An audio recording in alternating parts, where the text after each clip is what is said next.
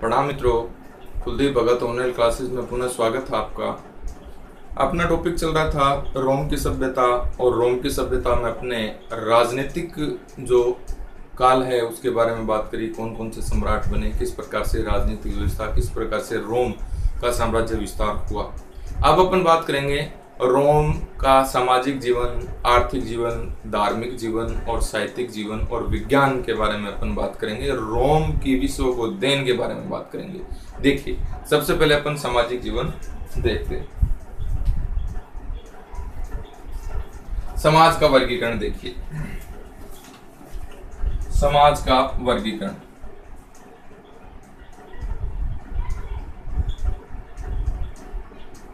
सामाजिक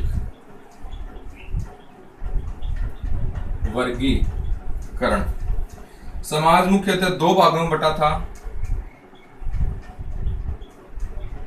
समाज दो भागों में बटा था। एक है पेट्रिशियन, जो उच्च वर्ग था। दूसरा है प्लेबेयन, जो साधारण वर्ग था। नेक्स्ट है डेलास द्वीप के अंदर व्यापार का प्रमुख केंद्र था डेलास द्वीप। नेक्स्ट है गणतांत्रिक काल ने रोमन स्त्रियों की स्थिति जो थी ये अच्छी थी।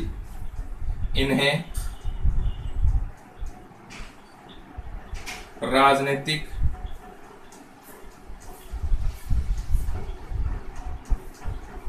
आर्थिक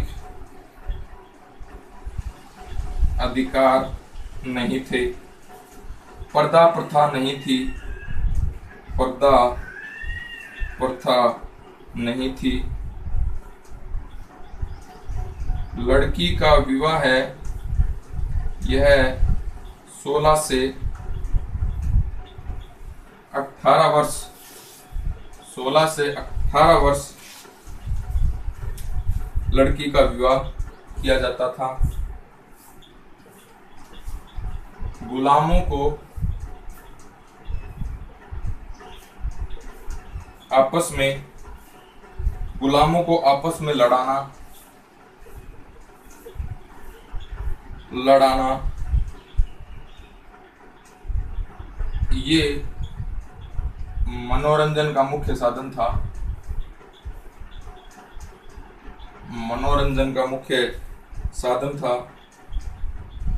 रोम के न्यायाधीशों को प्रेटर कहते थे। रोम के न्यायाधीशों को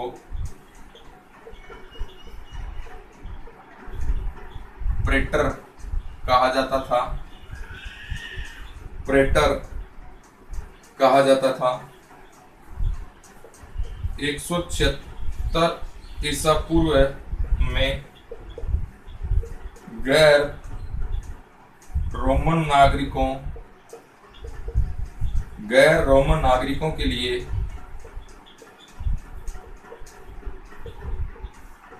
बनाए गए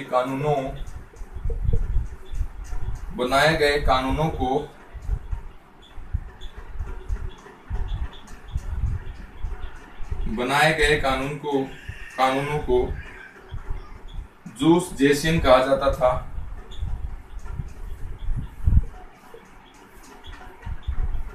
जूस जेनसियम कहा जाता था। कानून, विधि संहिता,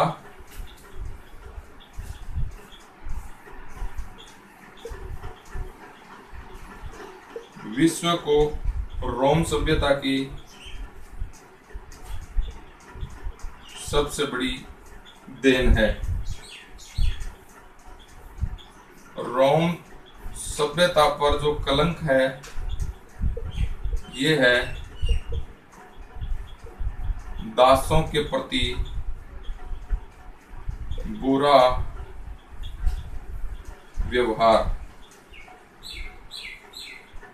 खेतों में दासों को लोहे की जंजीर से बांधा जाता था।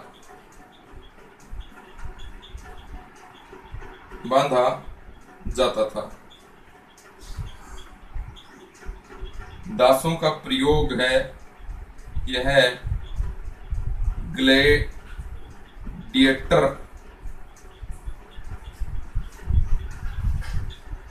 खेल है, इसके लिए किया जाता था दासों का प्रयोग। देखिए समाज है ये अपन देख रहे हैं। रोम का समाज दो भागों में बटा हुआ था, एक तो पेट्रिशियन यानी उच्च वर्ग, एक है प्लेबियन यानी साधारण वर्ग।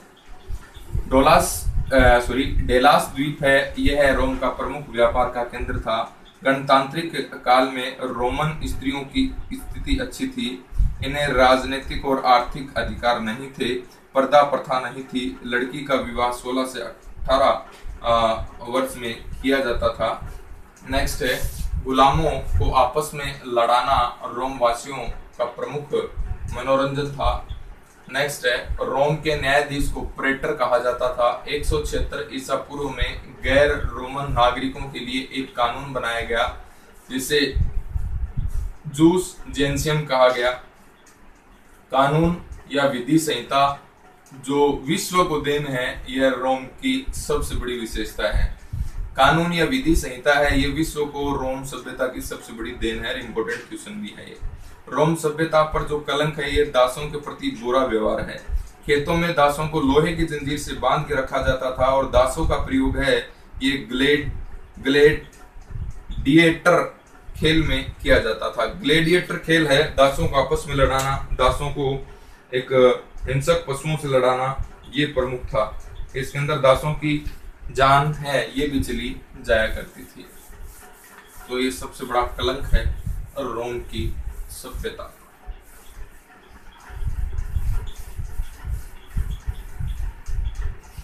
आगे देखेंगे अपन, तो देखिए कोलेशियम।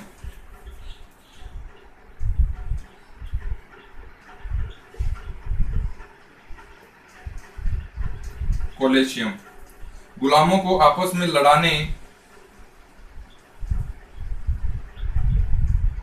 गुलामों को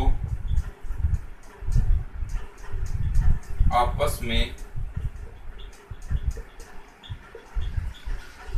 लड़ाने या भयानक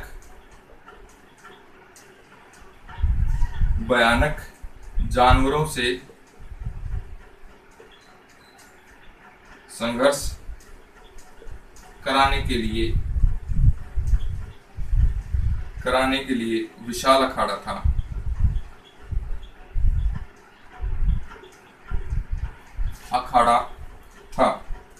अब देखिए धार्मिक जीवन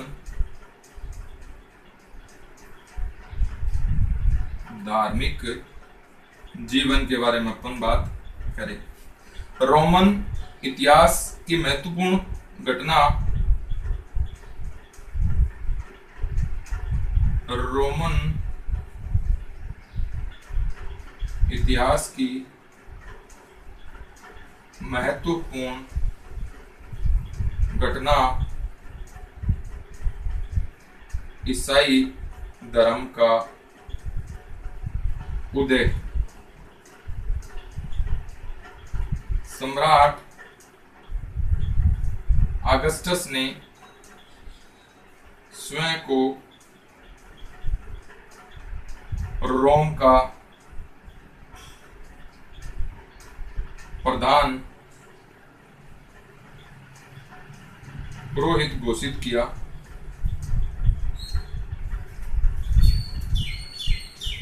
प्रधान पुरोहित घोषित किया। 331 में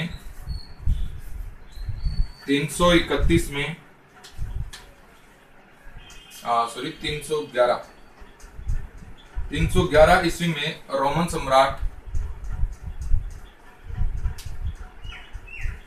सम्राट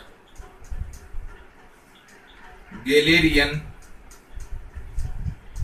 ने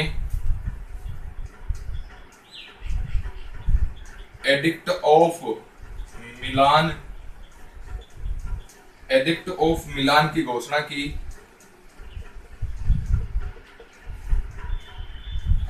इसके तहत सभी धर्मों को उपासना की स्वतंत्रता दी गई।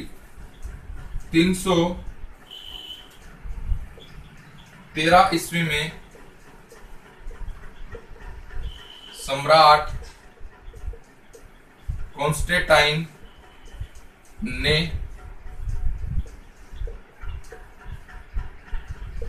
ईसाई धर्म ग्रहण किया। ईसाई धर्म ग्रहण करके धार्मिक सहिष्णुता का परिचय दिया। धार्मिक सहिष्णुता का परिचय दिया। 392 ईस्वी में सम्राट थियोडोसियस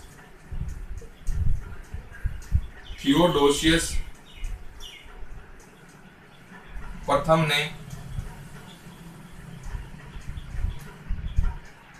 ईसाई धर्म को रोमन साम्राज्य का राजधर्म बना दिया। राजधर्म घोषित कर दिया।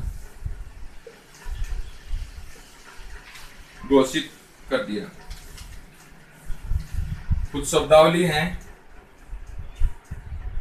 लॉरेंस है, ये पूर्वजों की आत्माएं। पिनेट्स हैं, ये भंडार का देवता। मरकरी है, ये संदेशवाहक देवता। वेस्ता है, ये अग्नि देवता। आगे देखें और अपन देखते हैं।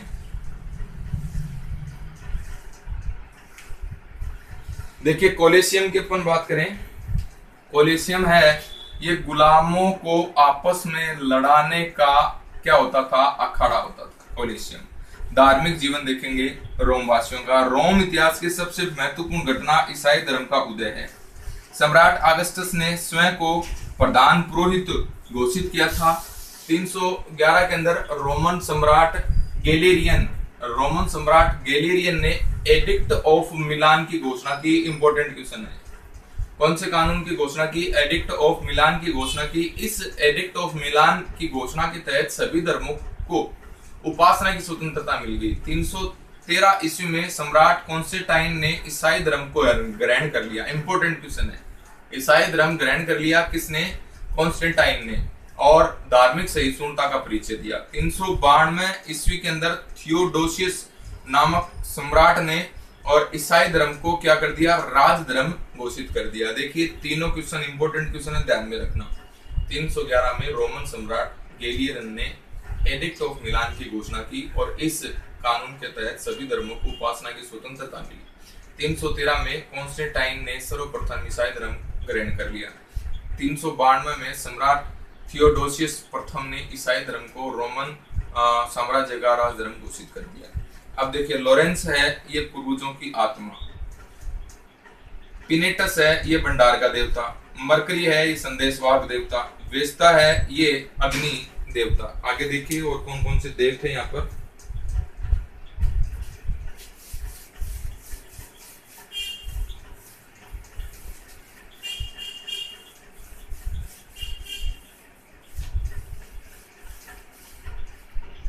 नेक्स्ट अपन बात करें तो देखेंगे जुपिटर।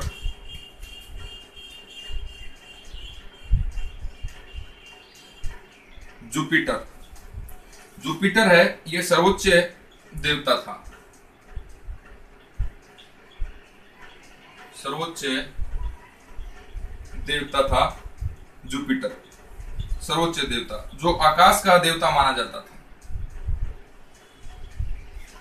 आकाश का देवता माना जाता था। इसे रोम का रक्षक देव भी कहते हैं, रोम का रक्षक देव भी कहा जाता इसे, और यह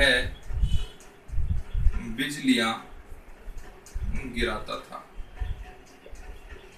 जुपिटर।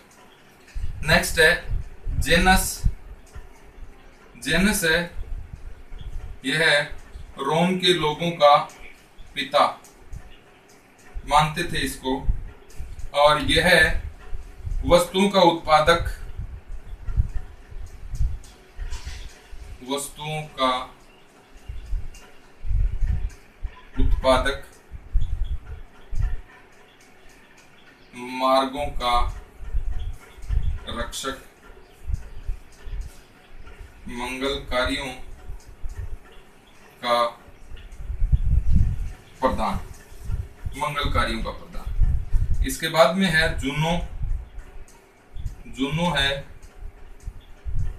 स्त्रियों की देवी और स्वर्ग की रानी इसे कहा गया, जूनो को।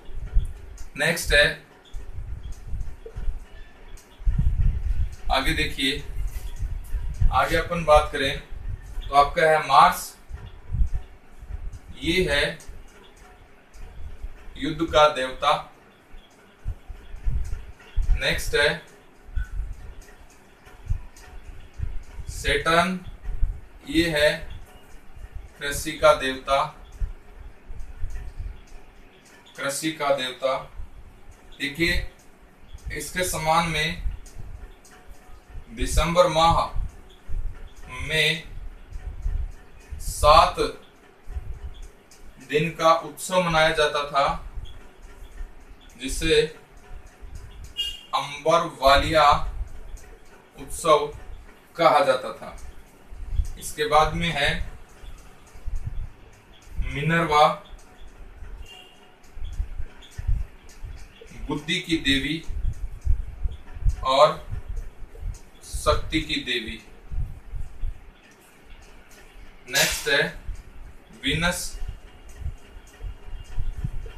ये है प्रेम की देवी। नेक्स्ट है पॉन्टिक। ये है पुरोहितों का महत्वपूर्ण पद। नेक्स्ट है अपोलो। ये है संगीत व कला, संगीत व कला का देवता। मिस्र के अंदर यह चिकित्सा का देवता है। आगे स्थापत्य कला की बात करेंगे अपन। देखिए इसको देखते हैं। जुपिटर सर्वोच्च देवता था, आकाश का देवता, रोम का रक्षक देव भी कहते हैं इसे, और बिजलियां गिराना इसका काम था। जेनस, इसे रोम का पिता कहा जाता था, रोम निवासी इसको अपना पिता मानते थे। वस्तुओं का उत्पादक, मार्गों का रक्षक, मंगल कार्यों का प्रदान। जूनो स्त्रियों की देवी थी, स्वर्ग की रानी भी इसे कहा जाता था। मार्स युद्ध का देवता। सैटर्न कृषि का देवता। इस सैटर्न के सम्मान में दिसंबर माह के अंदर 7 दिनों का एक उत्सव बनाया जाता था, जिसे अंबर वालिया उत्सव कहते थे। मिनर्वा बुद्धि की देवी, शक्ति की देवी। वीनस प्रेम की देवी। पॉन्टिक पुरोहितों का महत्वपूर्ण पद। अपोलो संगीत व कला का देवता। कौन है? अपोलो। इसके बाद में स्थापत्य कला।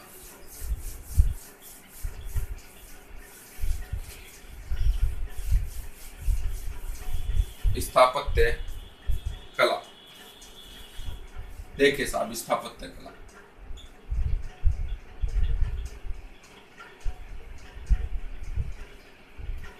स्थापत्य कला। सम्राट अगस्टस ने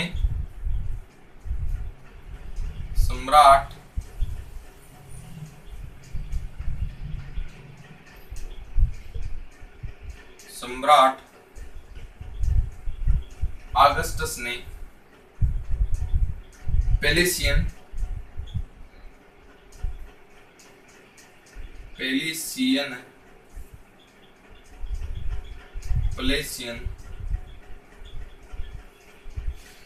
की पहाड़ी पर सुंदर राजमहल का निर्माण करवाया। पहाड़ी पर सुंदर राजमहल बनवाया इसने। और रोम में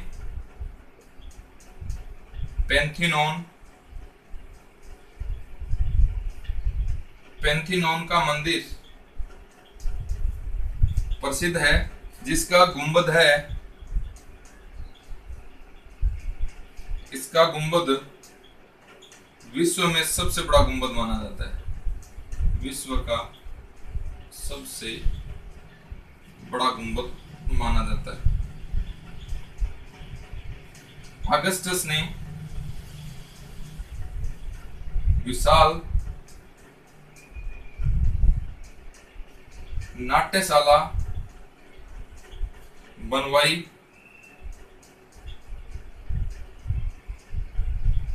कोलोसियम की मेहराब पर अंकित जुलूस का चित्र सुंदर है। नेक्स्ट है रोम के वेस्टा और मेटरमेश मंदिर प्रसिद्ध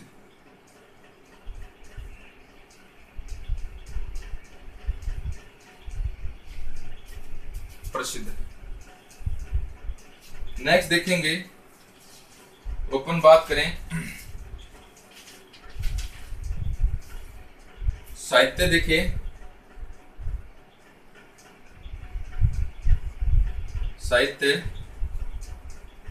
साहित्य में बात करें अपन, इस काल में लैटिन भाषा का प्रभाव पड़ा।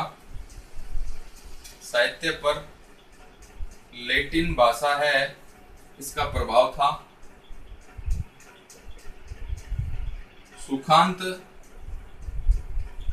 नाटकों का सर्वप्रथम लोकप्रिय लेखक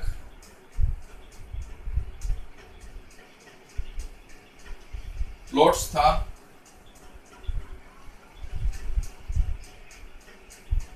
कैटुलस और होरेस ने नीति काव्य का विकास किया। नेक्स्ट है सिसरो यह लैटिन भाषा का निर्माता कहा जाता है। सिसरो को, इसकी कुछ पुस्तकें हैं।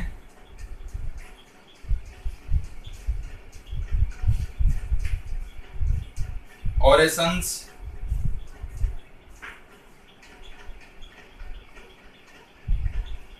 Old age friendship. इतिहासकार लिवी ने रोम का इतिहास लिखा। इतिहासकार लिवी ने रोम का इतिहास लिखा। प्लूटार्क ने पैरेलल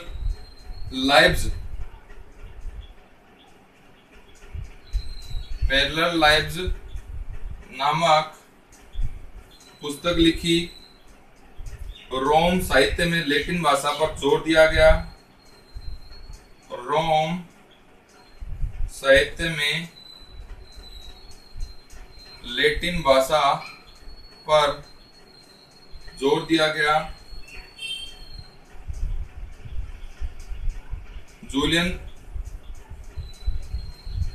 जूलियस सीजर ने कमेंट्रीज पुस्तक लिखी। कमेंट्रीज की क्या करी, रचना की।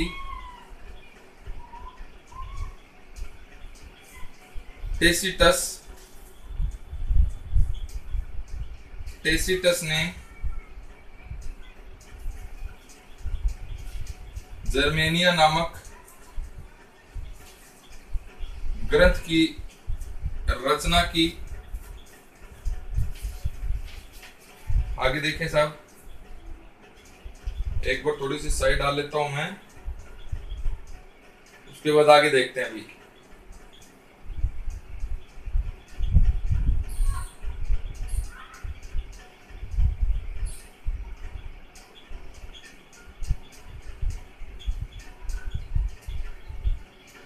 देखिए,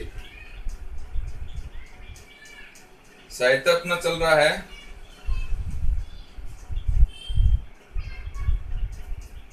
साहित्य में देखिए साहब, पहले स्थापत्य कला देखते हैं। सम्राट ऑगस्टस ने पेलिसियन पहाड़ी पर सुंदर राजमहल का निर्माण करवाया। रोम के अंदर पेंथिनोन का मंदिर है, प्रसिद्ध है, जिसका जो गुंबद है यह विश्व में सबसे बड़ा गुंबद माना जाता है। ऑगस्टस ने विशाल नाट्यशाला बनवाई। अच्छा क्वेश्चन है, विशाल क्या बनवाई? नाट्यशाला।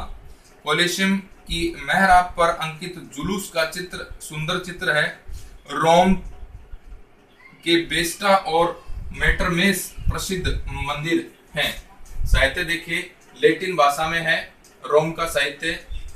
सुखांत नाटकों का सर्वप्रथम लोकप्रिय लेखक कौन था? प्लॉट्स था। केटुलस और होरेस ने नीति काव्य का विकास किया। सिसरो है, यह लैटिन भाषा का निर्माता माना जाता है।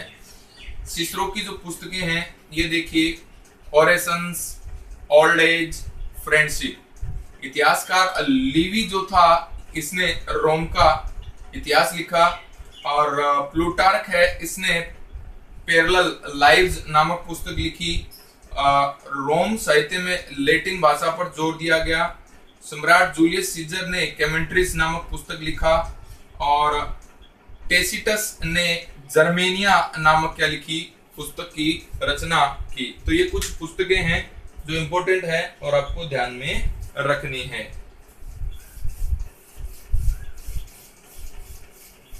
आगे देखिए,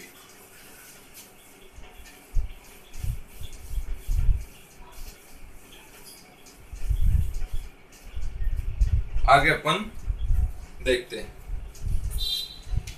नेक्स्ट देखिए, रोम कैथोलिक धर्म का महत्वपूर्ण साहित्य। रोमन कैथोलिक धर्म का संपूर्ण इतिहास है। यह लैटिन भाषा में, लैटिन भाषा के अंदर, लैटिन भाषा में। रोम के सर्वश्रेष्ठ महाकवि, रोम के सर्वश्रेष्ठ महाकवि ये वर्जिल थे।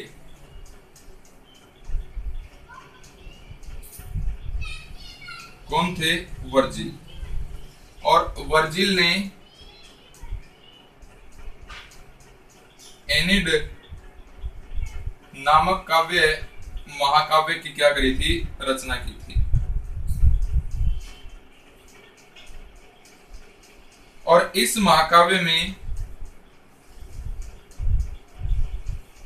एनियास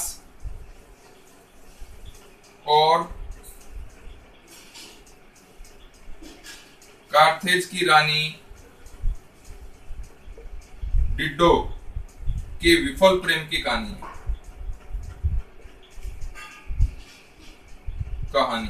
या वर्णन है। इंपॉर्टेंट क्वेश्चन बनता है ये भी।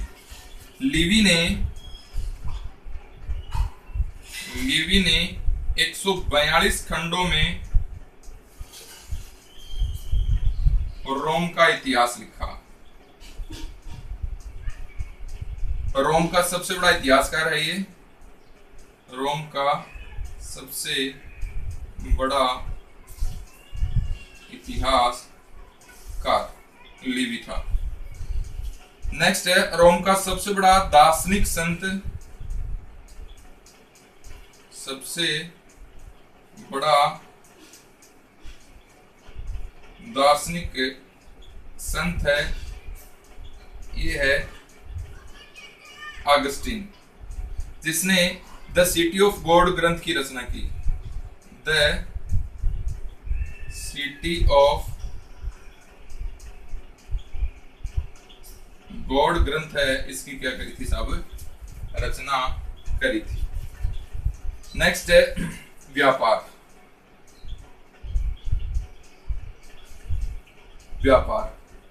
रोम का विदेशी व्यापार है। विदेशी व्यापार देखिए, मिस्र, सीरिया, अरब, भारत और चीन से विदेशी व्यापार। निर्यात क्या करते थे? मिट्टी के बर्तन, शंख, शराब, जैतून का तेल,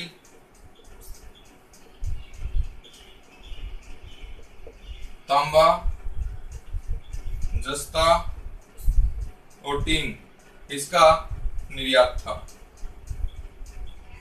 आयात क्या था? रंग, बहुमूल्य पत्थर, पर्दे, कपास, रेशमी वस्त्र, मिर्च, मसाले, मोती, मलमल। पिल्ली ने भारत से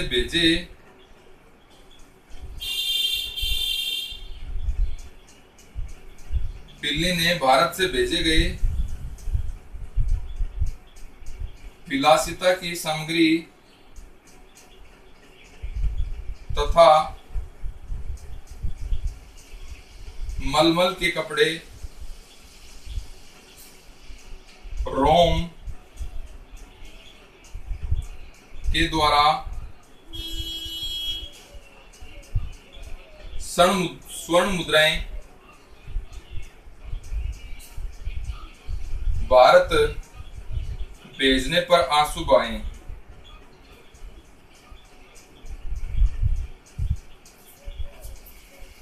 नेक्स्ट देखिए आगे, रोमन कैथोलिक धर्म का संपूर्ण इतिहास लैटिन भाषा में लिखा हुआ है। रोम का सर्वश्रेष्ठ महाकवि वर्जिल था, जिसकी पुस्तक है एनिड, ये महाकाव्य है। इसके अंदर एनियास और कार्थेज की रानी डिड्डो की विफल प्रेम कहानी। लिवी ने 142 खंडों में रोम का इतिहास लिखा, जो सबसे बड़ा इतिहासकार था रोम का, और सबसे बड़ा दार्शनिक संत है ये ऑगस्टीन था। इसने द सिटी ऑफ गॉड नामक पुस्तक लिखी थी। अब रोम का व्यापार है, ये देखिए, विदेशी व्यापार मिस्र, सीरिया, अरब, भारत, चीन से होता था। निर्यात क्या करते थे ये लोग? मिट्टी के बर्तन, शंख, शराब, जैतून का तेल, तांबा, जस्ता, टीन। आयात क्या करते थे? रंग, बहुमूल्य पत्थर, पर्दे, कपास, रेशमी वस्त्र, मिर्च, मसाले, मोती, मलमल। पिल्ली ने भारत से भेजे गए विलासिता की सामग्री तथा मलमल के कपड़े पर रोम के द्वारा स्वर्ण मुद्राएं भारत भेजने पर आंसू बहाए। यानी भारत से रोम है ये विलासिता की वस्तुएं मंगवाता था। कौन सी वस्तुएं मंगवाता था? विलासिता की वस्तुएं मंगवाता था। इसके ऊपर पिल्ली ने क्या किया है? दुख प्रकट किया है। प्लिनी ने दुख प्रकट किया है। आगे देखिए,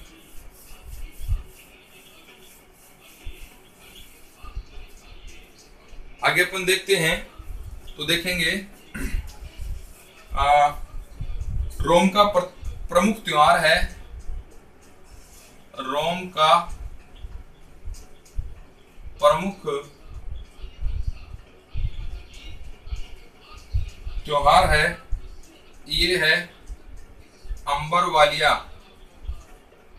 अंबरवालिया खेतों की शुद्धि अथवा उनके पवित्र करने का त्योहार था। खेतों की शुद्धि, ये खेतों की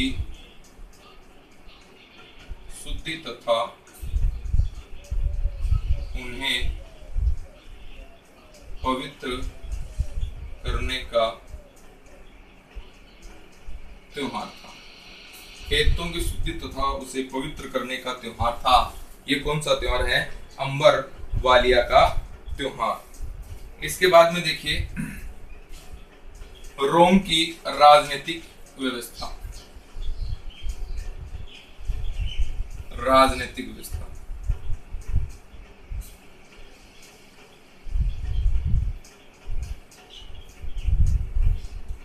इसमें देखेंगे आप गणतंत्र काल में, गणतंत्र काल में दो सर्वोच्च अधिकारी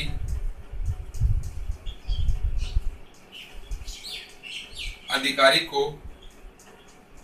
सत्ता सौंपी, जिन्हें कौंसल कहा जाता है। कौंसल की सहायता के लिए दो संस्थाएं थी। एक तो है असेंबली, रोम के सभी नागरिक इसके सदस्य होते।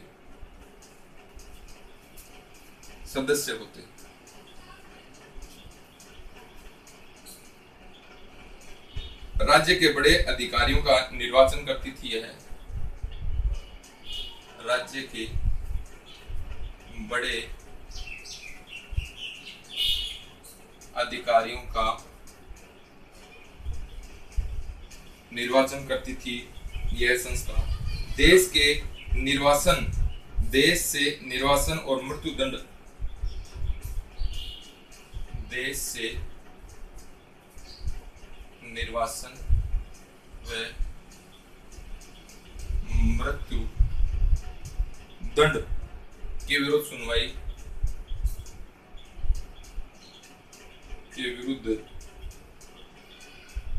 सुनवाई धार्मिक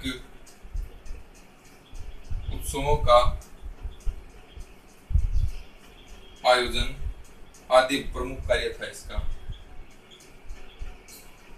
सीनेट राजनीतिक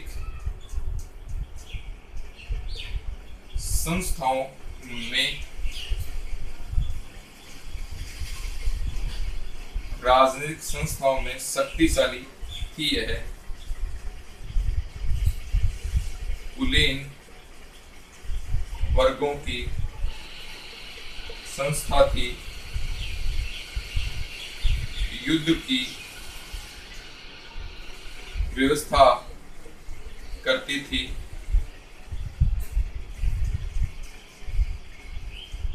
जीते हुए प्रांतों की शासन व्यवस्था करती थी, सामान्य वर्ग का प्रतिनिधित्व नहीं करती। अब इसके बाद में विज्ञान की बात करेंगे। देखिए, रोम का प्रमुख त्योहार है यह अंबरवालिया था, जो खेतों की शुद्धि तथा पवित्र करने का एक त्योहार होता था। राजनीतिक व्यवस्था देखिए रोम की। गणतंत्र काल में 2 सर्वोच्च अधिकारी को सत्ता सौंप दी गई थी, जिसे कौंसल कहा गया। कौंसल की सहायता के लिए 2 संस्थाएं होती थी, जिसे पहली है असेंबली। असेंबली के अंदर रोम के सभी नागरिक इसके सदस्य होते थे। राज्य के बड़े अधिकारियों का निर्वाचन करती थी यह संस्था, और देश से निर्वासन और मृत्युदंड के विरुद्ध सुनवाई करती थी और धार्मिक उत्सवों का आयोजन करती थी। दूसरी है सीनेट। यह राजनीतिक संस्थाओं में शक्तिशाली थी, कुलीन वर्गों की संस्था थी, युद्ध की व्यवस्था करती थी, जीते हुए प्रांतों की शासन व्यवस्था करती थी और सामान्य वर्ग का यह प्रतिनिधित्व नहीं करती थी। तो ये राजनीतिक संस्था थी रोम के अंदर, असेंबली और सीनेट। असेंबली और सीनेट।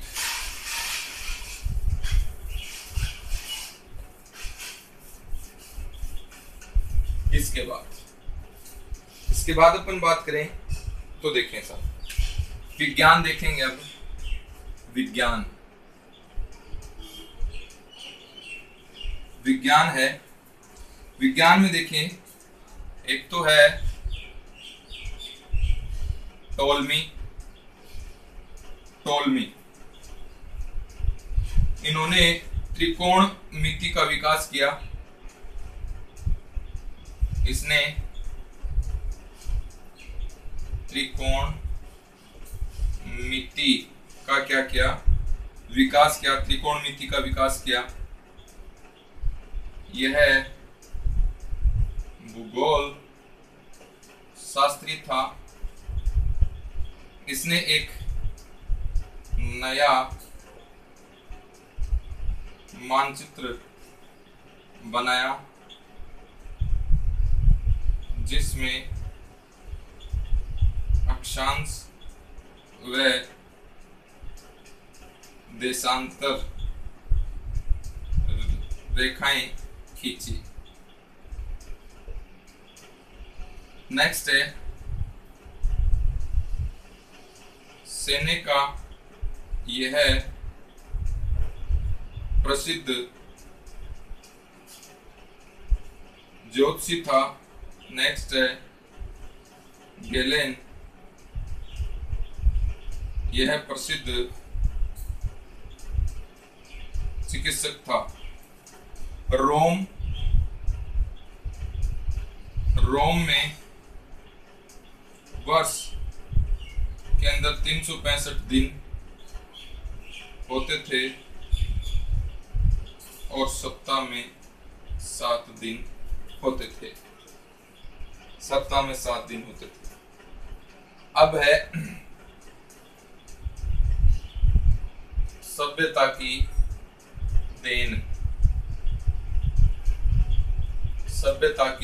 देन है, ये देखते हैं। यूरोप में सभ्यता की जननी यूनान थी। यूरोप में सभ्यता की जननी यूनान थी। नेक्स्ट है आधुनिक पाश्चात्य यूरोप की सभ्यता की जननी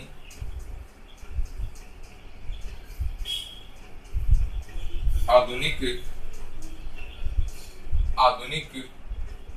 यूरोप सभ्यता की जननी ये है रोम। शांति व व्यवस्था की स्थापना। शांति व्यवस्था की स्थापना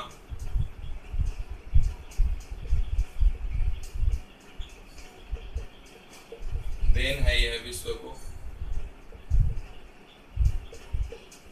और राजनीतिक क्षेत्र में प्रशासन की शक्तियों को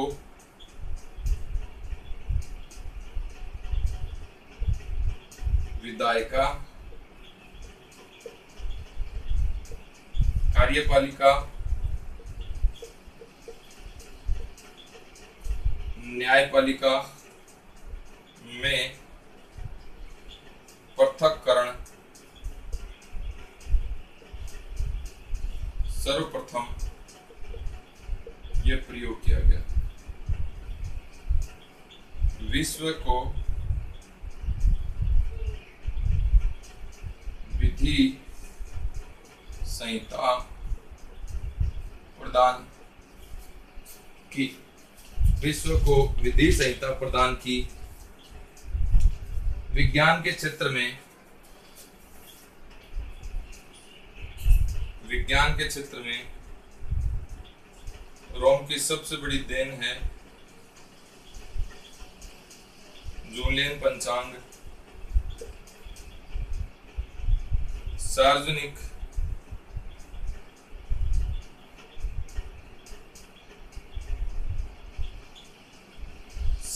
चिकित्सालयों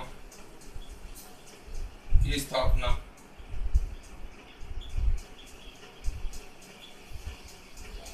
नेक्स्ट है कुछ शब्दावली हैं। जूस जेनसियन, ये है गैर रोमन लोग। एग्नोट है, ये रोमन के अंदर पितृपक्ष कहा जाता था। कागनोट है, ये रोमन के अंदर मातृपक्ष होता था। देखिए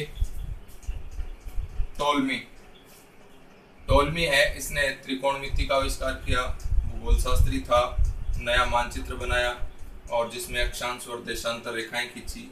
सेनेका है, प्रसिद्ध ज्योतिषी था। गेलेन है, प्रसिद्ध चिकित्सक था।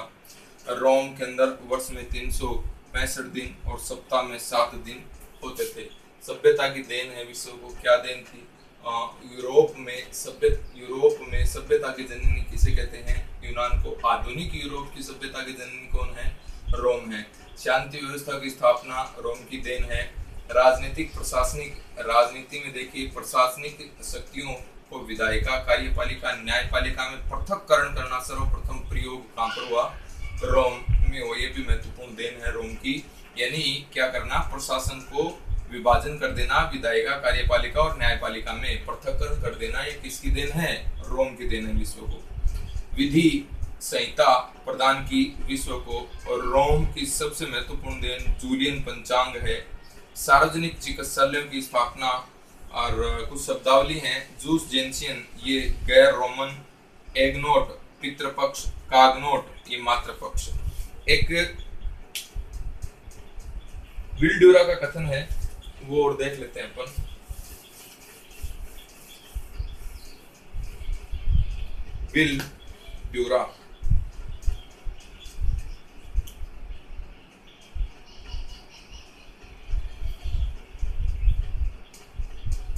विल्ड्यूरा का कथन है,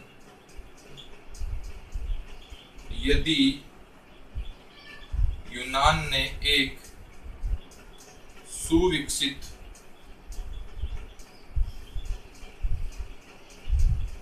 संस्कृति को जन्म दिया तो रोम ने उसकी रक्षा की। ये कथन है विल्ड्यूरा का। रोम में सिंचाई व्यवस्था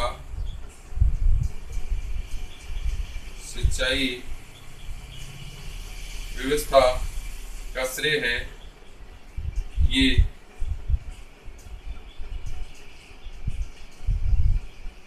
ये टाकवर्न को दिया जाता है। टाकवर्न शासक था, इसको दिया जाता है।